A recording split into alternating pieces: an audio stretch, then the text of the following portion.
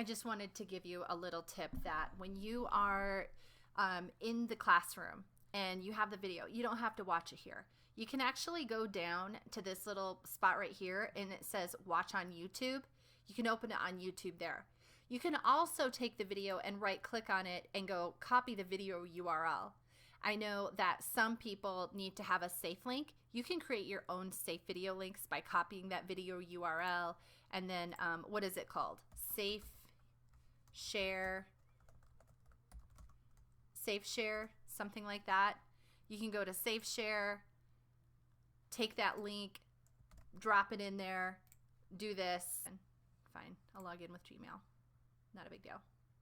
If you have a Gmail account and you're always logged into your Gmail account, it makes it really convenient when you have situations like this. So I do recommend you have a Gmail account for school. Mine is just my first initial last name .utva@gmail.com. Okay, so let's see. Where is it? All right, friends, let's open. So it gave me a safe share to watch. Make it stop. Okay. So one of the things I wanted to show you is that if you do make a safe share out of it, obviously it looks like, oh, and then you can share the link. It looks like you have my details that I put in about the video. So for all of those videos that I'm creating, you know, I talk about a lot of different shortcuts in there, right? I don't expect you to get out of that video and be like, got them all memorized, right? But here they are, okay? So Shift S gives you the snap menu. Well, that's Shift plus S. So remember, whenever you have a plus, that means you have to hold them down at the same time. So you'd hold down Shift and then click S while you're holding Shift. Okay, and then these are the options of snapping that we've talked about.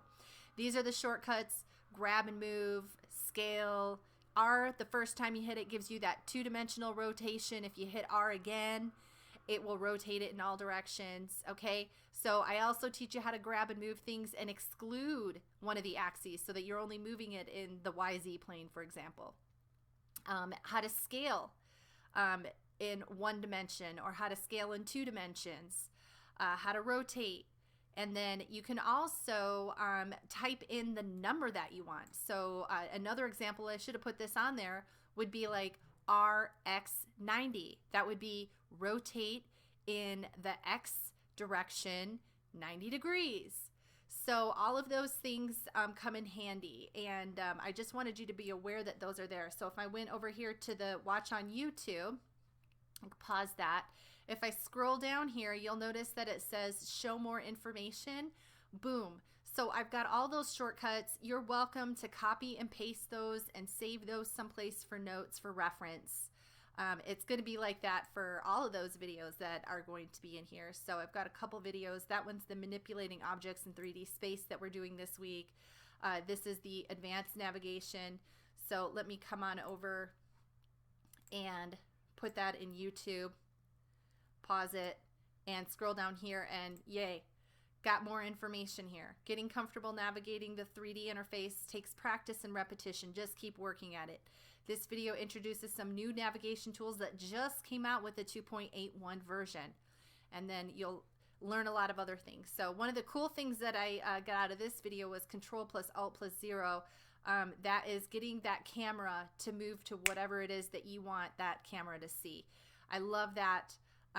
Perfect. So I just wanted to make sure that you were aware that you have all of this reference material for each of the videos. So in case you're like, I remember seeing that in the video, you don't have to go back and try to find it in the video. I should have it down here in the notes for you. Okay?